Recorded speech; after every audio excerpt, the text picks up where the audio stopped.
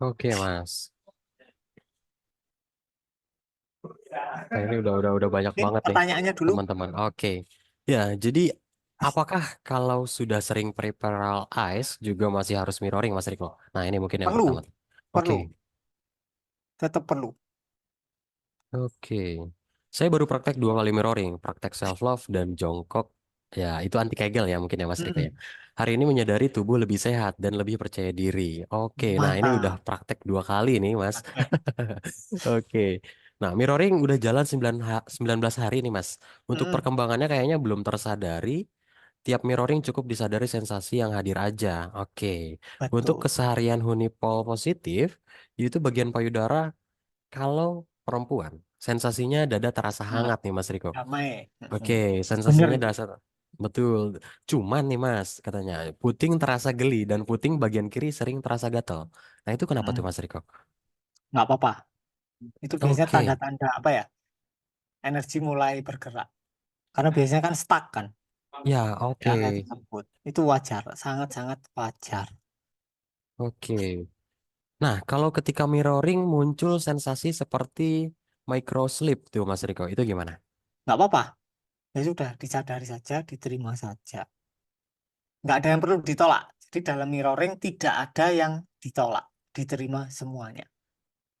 Tuh, termasuk kebosanan ya jangan ditolak. Kalau kita bosan, kita tolak ya kita akan menderita. Tapi kalau kita bosan, kita terima ya kita nggak menderita. Bener nggak? Oke, intinya harus bisa diterima ya Mas Hmm. Riko. Intinya yang membuat kita menderita itu bukan fenomena emosinya. Bukan kesedihan yang sedang muncul, tapi penolakan kita terhadap kesedihan. Kalau kita Oke, nggak menolak kesedihan, ya nggak bakal menderita kita. Kesedihan cuma nempel lewat, terus ya udah, dia keluar, selesai. oke, Tapi kalau kita tolak, kesedihan muncul, kita tolak, aku nggak mau sedih. Ya tetap persisten di sini. Ketika kita melawan, dia akan melawan balik dengan kekuatan yang sama.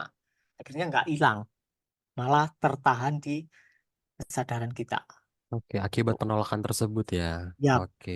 jadi yang membuat kita menderita itu bukan fenomenanya, tapi resistensi terhadap fenomena emosinya. Tuh. Oke, lanjut nih Mas. Katanya ketika saya coba tangan bersejiwa saat mijit yang dipijit bahagia, luar Mm-mm, biasa. Tapi saya seharian badannya sakit, ngantuk terus dan bertenaga. Kenapa itu Mas? Dan tak tidak bertenaga maksudnya. Itu mm-mm, kenapa ya Mas? Ketika beliau ini coba tangan bersejiwa, mungkin real sense ya Mas ya? Atau gimana? mm-mm. Nah gini, sebelum kita nyoba real sense, sebaiknya kita mirroring dulu. Oke, Oke? Kalau nggak mirroring, biasanya emosinya itu ikut tercampur ke sentuhannya. oke, Tuh. Kalau nggak tercampur ya backfire ke diri kita sendiri. Tapi ya nggak apa-apa, diterima saja. Tuh. oke. Nah, ini ada lagi nih Mas. Katanya ketika mirroring, Hmm? kebanyakan yang muncul itu percakapan di kepala Mas saat mirroring. Mm. Untuk mengatasinya bagaimana Mas Riko? Nggak usah diatasi, disadari saja. Jadi jangan berperang dengan apapun. Jangan berperang dengan pikiran, jangan berperang dengan emosi. Biarkan apa adanya. Kalau pikirannya muncul, bercakap-cakap, Wami ada 2 orang, seakan-akan kayak ada 2 orang kan. Kayak lagi ngomong gitu kan. Nah, udah disadari aja. Jangan terlibat atau jangan membela salah satu pihak di dalam pikiran. Ini penting. Kalau kita terlibat, makin rame. Nggak selesai-selesai. Kalau kita biarin, tiba-tiba ya diem-diem sendiri. Oke. Hmm. Nah, Tuh. ini Mas, lanjut nih. Kaki Mm. sering sakit saat duduk dan punya masalah asam lambung nih Mas Riko. Sudah bertahun-tahun, itu biasanya pendaman emosi apa ya Mas Riko? Nah, Dan kalau terkait keluarga gitu. lambung, terkait lambung itu berarti emosi kegelisahan. Itu Mirroring. mirroring. Nah, Oke. kenapa kita gelisah? Karena kita mengkhawatirkan masa depan. Jadi kita berada di masa depan dan melupakan saat kini. Ini penting karena biasanya orang itu hanya apa ya?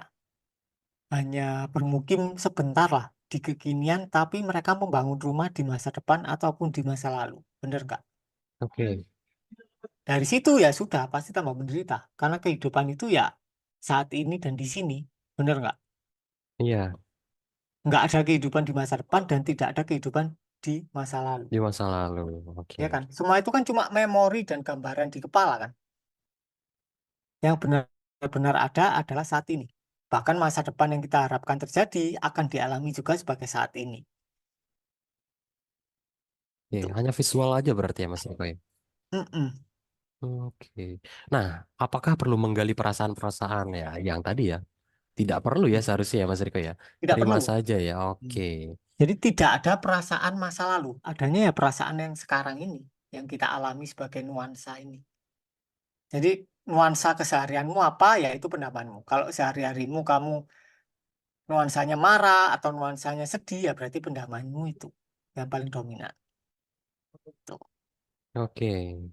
Nggak usah dicari, nanti keluar sendiri. Kalau dicari justru nggak keluar. Justru dia bersembunyi. Tuh. Oke. Nah, untuk tanda-tandanya gimana nih Mas Riko? Kalau mirroring itu sudah berhasil, apakah merasa lebih pede atau bahagia sebelum 20 hari? Lebih bahagia, lebih pede. Itu pertanda berhasil. Oke. Sudah Intinya bisa tidak lebih perlu, menerima berarti ya? intinya tidak perlu mencari. Karena sebetulnya yang kita saat yang apa yang berusaha kita rilis itu adalah yang mencari, yang sedang mencari. Paham nggak? Oke. Jadi kesedihan mencari dirinya sendiri, nggak bisa. Jadi yang sedang mencari itu adalah citra diri kita, yang seharusnya kita sadari untuk kemudian lepas dari pengalaman kita. Jadi dibiarkan apa adanya. Kalau muncul urgensi pencarian, disadari aja, dibiarkan lewat. Oke. Nah, mungkin satu lagi baru kita lanjut ya Mas Riko. Saya sudah bisa merasa kosong itu Mas Riko. Posisi jeda. Kayak ngeblank tapi bukan ngeblank. Posisi no main banget. Full periperal. Betul begitu Mas Riko? Betul, Gimana? Oke. betul. Nah, bagus. Udah mantap berarti ya. Oke. Oke, kita balik ke materi Mas Riko. Oke. Next. Nah ini penting. Kita akan membahas alasan dibalik ketiadaan sensasi saat mirroring. Kenapa tidak merasakan apapun saat mirroring? Sebab pertama, tidak ada dogma dan tidak ada pendalaman emosi. Which is, ya impossible lah. Kalau kita ikut kelas durasi lama, ya otomatis pasti karena ada dogma dan ada pendalaman emosi. Bener nggak? Betul Kalau nggak Mas. ada dogma dan nggak ada pendalaman emosi, otomatis durasinya panjang dan kita nggak ketemu di sini. Ya Iya. kan? Berarti yang faktor pertama nggak mungkin. Faktor kedua adalah secara tanpa sengaja kita melatih diri kita untuk tidak peka terhadap perasaan. Nah, ini biasanya para pria. Jadi para pria itu waktu kecil punya dogma, ya pria itu harus apa ya? Harus setegar batu karang, nggak boleh mengekspos atau tidak boleh terlalu merasakan emosinya. Bener nggak? Nggak boleh nangis, nggak boleh apa, nggak boleh apa. Nah, menurut data statistik WHO, orang paling banyak bunuh diri itu pria, bukan wanita. Kenapa? Ya karena pria terlatih untuk menyembunyikan emosinya. Dia nggak sadar kalau stres. Tiba-tiba kalau udah puncak baru langsung bunuh diri. Biasanya gitu. Oke, karena banyak sekali pendaman yang diterima oleh si Iya. pria tersebut ya. Mungkin Hmm. kayak baper gitu Mas Riko mungkin termasuk Baper gak? apa? Ya misalkan kan contoh nih, misalkan di waktu kecil kita terlalu eh, perasa baper lah, ibaratnya bawa perasaan Hmm. ketika ditegur sama orang tua misalkan. Hmm. Misalkan, kak misalkan, gak boleh mainin alat kelamin misalkan. Itu kan Hmm. dia langsung masuk ke perasaan ya, yang seharusnya memang Nah, sebetulnya bisa ya diubah memang. ya. Sebetulnya bisa diubah dari orang Loh, tuanya. baper itu hal yang Hmm. bagus. Oke, Baperan itu hal yang bagus. Artinya kita benar-benar membiarkan perasaan kita apa adanya. ya ya, Justru yang berpura-pura baik-baik saja itu bahaya. Kalau misal sampean punya kemarahan saat